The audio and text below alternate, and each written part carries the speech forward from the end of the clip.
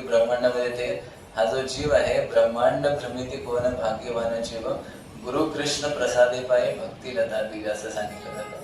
तर हा जो जीव संपूर्ण ब्रह्मांड अनंत कोटी ब्रह्मांडामध्ये भ्रमण करत करत गुरुच्या कृपेने कृष्ण भेटतात आणि कृष्णाच्या कृपेने जीवाला गुरु भेटतो असं सांगितलं आहे.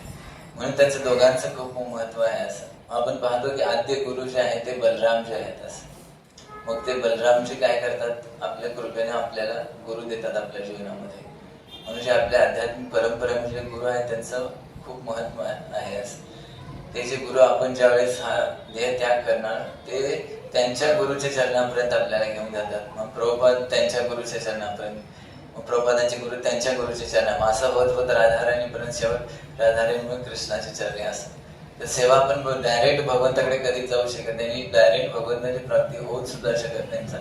कारण हे सर्व गुरु शिष्य परंपरेमधून राधाराणीच्या कृपेनं, चैतन्य महाप्रभूंच्या कृपेनंच आपण भगवंतांना प्राप्त करू शकतो. चैतन्य महाप्रभू, नित्यानंद प्रभू हे सर्व आपल्या परंपरेत जेवढे आचार्य आहेत त्यांच्या कृपेने आपण मग भगवंताकडे जातो. असं तर म्हणून आपण आपल्या जीवनामध्ये गुरु सुद्धा केला पाहिजे. असं दीक्षा घेतली पाहिजे आपण.